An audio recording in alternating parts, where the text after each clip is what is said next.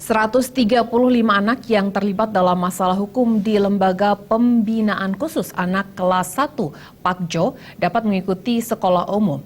Pihak LP telah bekerjasama dengan sekolah dasar, sekolah menengah pertama, dan sekolah menengah atas agar para siswa binaan bisa mendapatkan ijazah seperti sekolah formal.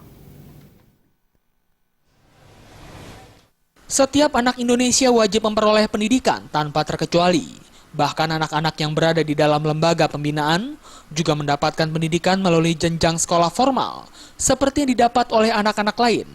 Di Lembaga Pembinaan Khusus Anak Kelas 1 Pakjo ini, setidaknya dihuni oleh 135 anak yang terlibat dalam berbagai kasus hukum, seperti pencurian dan kekerasan.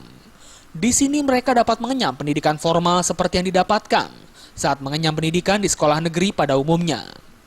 Endang Lintang Herdiman, Kepala Lembaga Pembinaan Khusus Anak Kelas 1, menjelaskan bahwa saat ini pihak LP telah bekerja sama dengan SMA Negeri 11, SMP Negeri 22, dan SD Negeri 25 agar anak-anak di LP mendapatkan ijazahnya yang sama seperti sekolah formal karena menginduk ke sekolah tersebut.